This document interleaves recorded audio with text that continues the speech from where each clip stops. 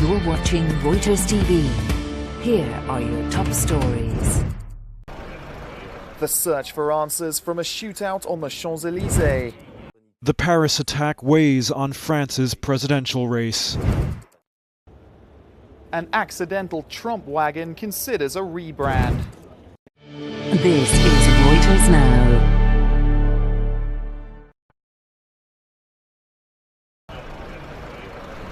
Paris's iconic Champs-Elysees packed with police vans and locked down overnight as more details come out over a deadly shooting claimed by Islamic State.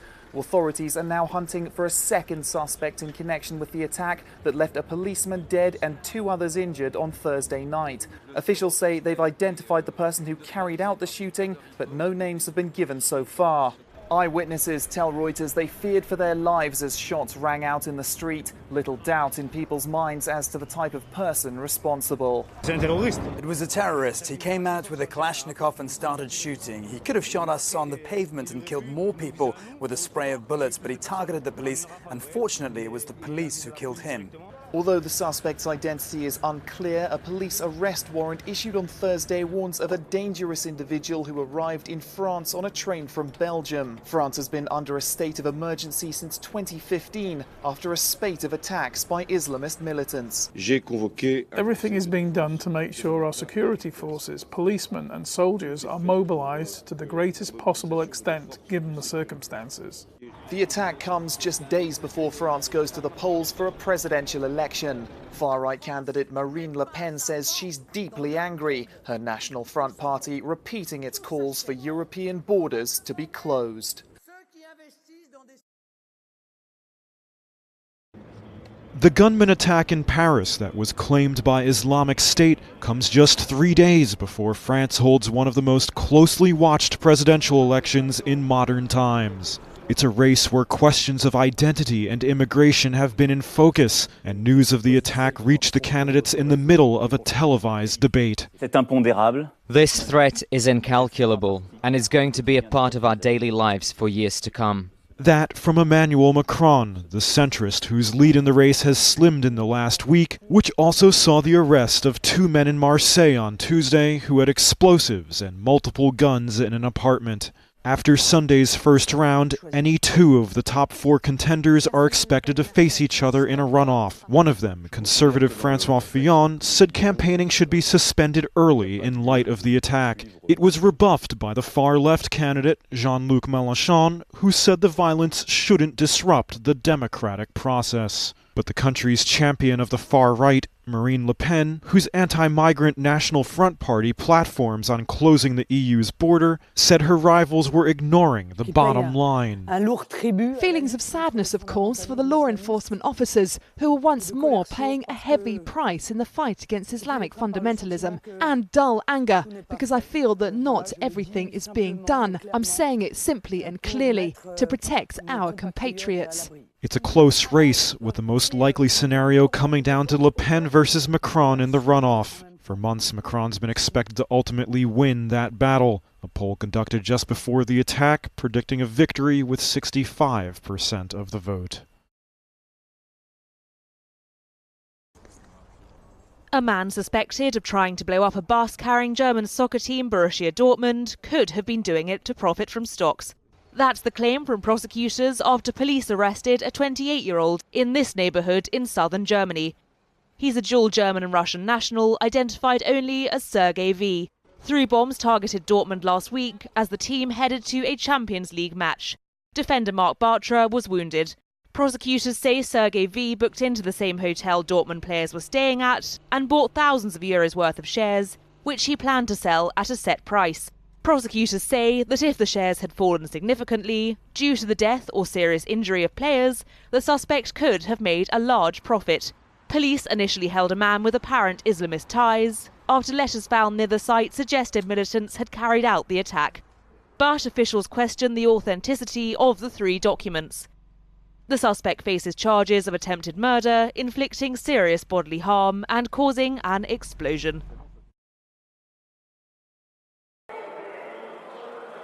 Just 30 minutes before his death warrant was due to expire, a death row inmate has been executed by the state of Arkansas for the first time since 2005. The Supreme Court cleared the way for 51-year-old Liddell Lee to receive the lethal injection in an 11th-hour decision on Thursday, removing holds on his execution after lawyers had filed several motions in court to delay the taking of his life. Lee was convicted of beating a woman to death with a tire iron in 1993. He maintained his innocence for years and was seeking DNA tests his lawyers said could prove he didn't do it. The family of the woman, Deborah Reese, told media at Lee's prison he deserved to die for a crime that ripped their lives apart. Lee was set to be one of 8 men Arkansas originally planned to execute in just 11 days, the most of any state in such a short period since the death penalty was brought back in 1976. So far, courts have halted 4 of the executions. Death penalty opponents have condemned the sudden rush to kill the inmates, in part because one of the drugs in the state's stockpile of lethal poisons is set to expire.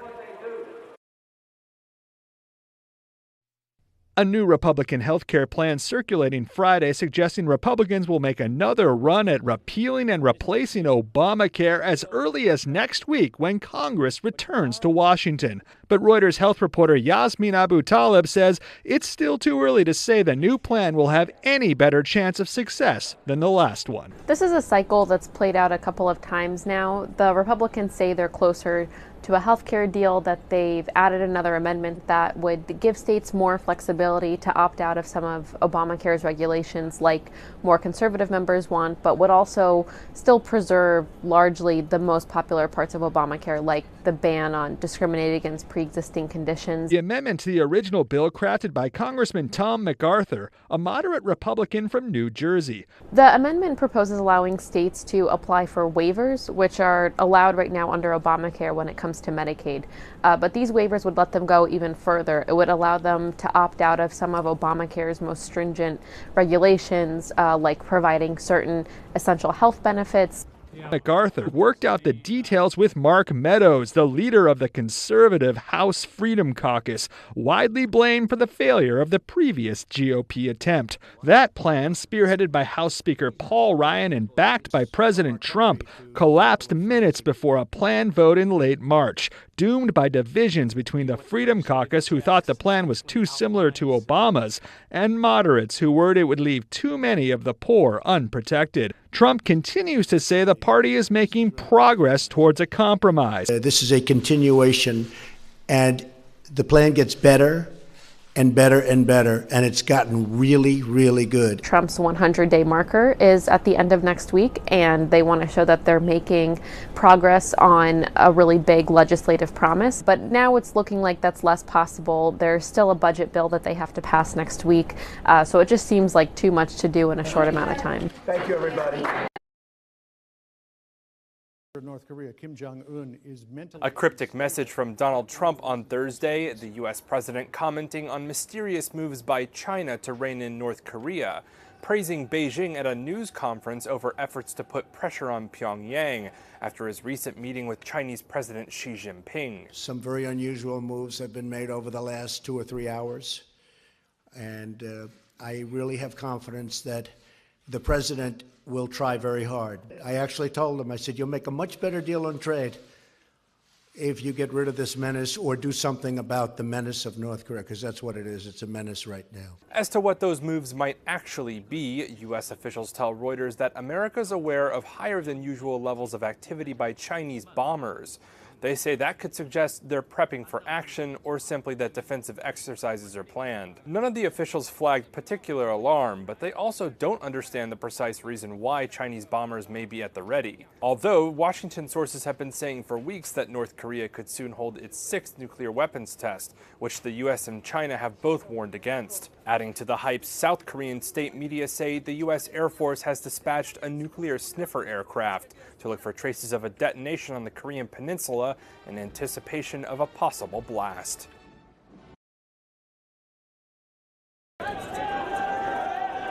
celebrations outside an Islamabad court on Thursday as Prime Minister Nawaz Sharif narrowly escaped being thrown out of office. His supporters flashing victory signs after he survived a corruption hearing related to the 2015 Panama Papers. 2 out of 5 Supreme Court judges called for Sharif to stand down, saying he was dishonest to both the nation and Parliament. But they were outnumbered, the court ruling there was insufficient evidence and calling for further probing. We're ready for all types of investigations. Today it has been concluded that all the proof and evidence that was given to the Supreme Court by our opponents was not enough, and there is need of further investigation. The case is looking into allegations around Sharif's children using offshore companies to buy properties in London. The Supreme Court agreed last year to investigate his family after opposition leader Imran Khan threatened protests following the leak of the Panama Papers. Sharif should resign with immediate effect, or at least for another 60 days until the joint investigation team makes a decision. How can he remain the Prime Minister of this country? What ethical justification does he have to remain in charge when a criminal investigation has been ordered against him? If Sharif had been forced to resign, his party would have remained in power, but it's widely thought that pushing him out would have triggered intense turmoil.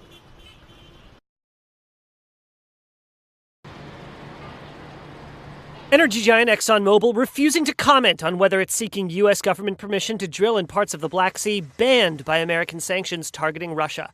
The Wall Street Journal on Wednesday reporting Exxon had, in recent months, applied to the U.S. Treasury Department for a waiver. Reuters energy correspondent Ernie Scheider in Houston. The reason this report got so much attention is because the former CEO of ExxonMobil, Rex Tillerson, is now the U.S. Secretary of State. Having a former executive in such an influential foreign policy position could, some fear, give Exxon a leg up, especially over its rivals, many of whom also want to operate in Russia. Russia holds vast oil and gas reserves in the Arctic and Black Seas, but U.S. sanctions in place since 2014 have blocked American energy companies from drilling those resources. Tillerson has recently criticized Russian President Vladimir Putin, but the two have a friendly history. In 2013, just after Exxon inked a joint venture deal with Rosneft, the state-controlled oil company, Putin gave Tillerson the Russian Order of Friendship, meant to be one of the country's highest civilian awards. It's worth noting that Exxon has asked for and received from the U.S. Treasury Department waivers in the past 2 years to operate in Russia. That joint venture with Rosneft has certain stipulations that must be honored, and to honor those, Exxon needed and received from the Treasury Department permission to do so. The request from ExxonMobil comes at a time of heightened tensions between the U.S. and Russia over Syria policy and allegations that Moscow interfered in the U.S. election. Tillerson has promised to recuse himself from government decisions related to ExxonMobil for his first year on the job.